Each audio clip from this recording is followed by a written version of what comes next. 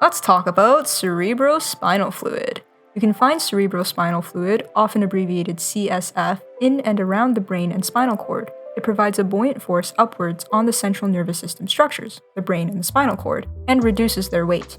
In fact, CSF reduces the weight of the brain by 97%, and this is the reason why our brain doesn't become crushed by its own weight. As you can probably imagine, CSF also protects the central nervous system structures from extreme forces and trauma, like big blows to the head. There's also evidence that CSF helps deliver nutrients to the brain and chemical messengers called hormones from one part of the brain to another.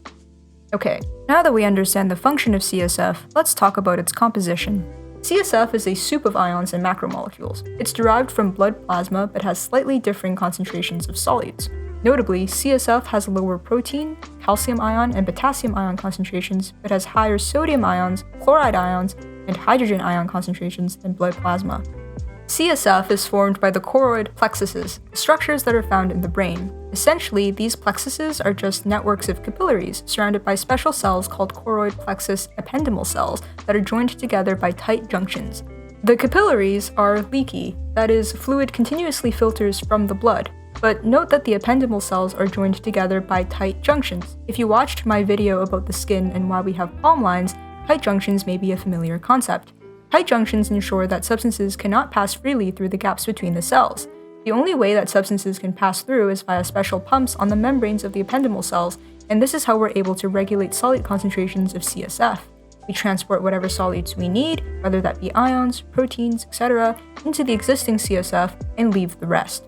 After it's produced, CSF circulates throughout the brain and eventually drains into blood circulation.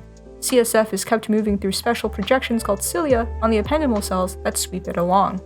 Adults have a total CSF volume of about 150 milliliters, and this volume is replaced about every 8 hours. If for whatever reason CSF is created faster than it is drained, it can build up in the brain. This, you can imagine, is pretty bad as the increased pressure can lead to brain damage. Adult skulls are fixed, so the head can't expand to accommodate the extra fluid volume. As a result, the buildup can be deadly.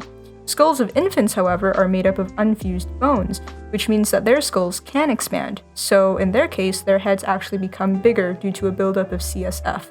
This condition is known as hydrocephalus.